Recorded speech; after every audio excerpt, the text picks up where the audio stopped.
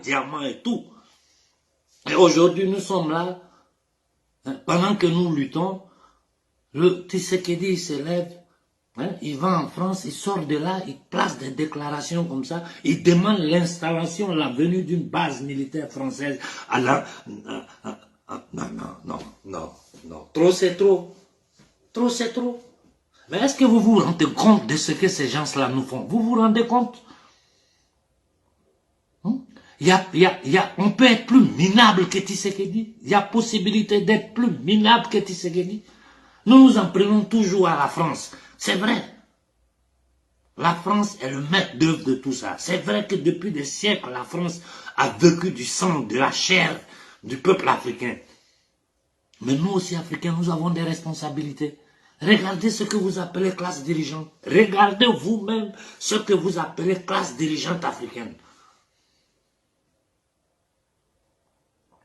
C'est pas possible. Tshisekedi, c'est une honte. Et des gens comme Tshisekedi, c'est ceux-là que les Occidentaux vont toujours utiliser pour tenir l'Afrique, hein, en état d'esclavage économique moderne.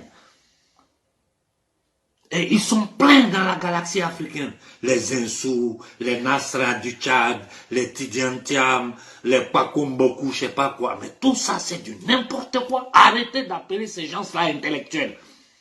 Vous savez ce qui signifie le mot intellectuel? Prenez le dictionnaire et allez voir le sens du mot intellectuel. Ceux-là, c'est des mercenaires, c'est des vendus, c'est des éléments créés, fabriqués par les officines occidentales pour maintenir l'Afrique dans la misère.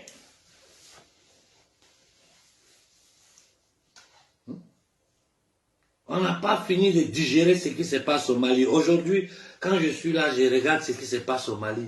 C'est-à-dire, je suis tellement découragé, et je ne vous le dis pas, entre nous, en privé, quand nous discutons, nous sommes dépassés par le comportement du peuple africain. Tout le monde me demande, mais pourquoi ils ne se lèvent pas? Tout ce qu'ils savent faire, c'est danser. Pondre des enfants qui vont mourir dans l'eau, venir devenir des esclaves ici, bavarder dans le vide, la corruption, la malhonnêteté, et ils se cachent. C'est-à-dire, il n'y a pas quelque chose de mauvais que les gens ne font pas, et ils se cachent derrière les religions. Quand c'est tout le monde, je suis chrétien, je suis musulman, le bon Dieu, alors que c'est tous des voleurs, des pilleurs, des bandits. La classe dirigeante. Le peuple, c'est même pas la peine. Aujourd'hui, les pasteurs naissent en Afrique comme du champignon. Tout le monde devient pasteur. Si tu n'as pas de travail, va devenir pasteur. Les imams, c'est pas la peine. Vous savez ce qu'ils sont. Je n'ai pas besoin de rentrer dans ces détails. Mais comment? Mais quand quelqu'un réfléchit, qu'est-ce qui a pris Tshisekedi pour faire ça? Pour son pouvoir? Pour seulement son pouvoir? Vendre ton peuple pour un pouvoir? Mais ce n'est pas possible. Mais il est fou Tshisekedi ou bien qu'est-ce qui lui arrive? Depuis combien de temps il y a les missions de l'ONU au Congo? Qu'est-ce qui a changé? Ça a aggravé la situation. Depuis combien de temps la France, à travers l'ONU, est en train de foutre le bordel dans ce pays-là? Et pourquoi? À cause du cobalt. C'est tout, c'est rien d'autre. À cause du cobalt. 80% du cobalt mondial se trouve là-bas. Je ne peux pas prendre la liste des matières premières pour vous les lire en ce moment. Vous allez être dépassés. Mais c'est toute l'Afrique qui est comme ça. Ils mentent. Les diplomaties, tout le monde sait qu'ils mentent. Et eux-mêmes, ils savent que nous, on sait aujourd'hui qu'ils mentent. Ils savent que nous savons qu'ils mentent. Et nous-mêmes, nous savons qu'ils savent que nous savons qu'ils mentent. Mais malgré ça, ils persistent, ils continuent. Et des minables qui sont là, non, je suis député, ouais, on va aller à l'Assemblée. Mais quelle Assemblée nationale? C'est une colonie, c'est un camp de concentration. Vous n'avez... Mais lisez les 11 accords coloniaux qui entre la France et l'Afrique.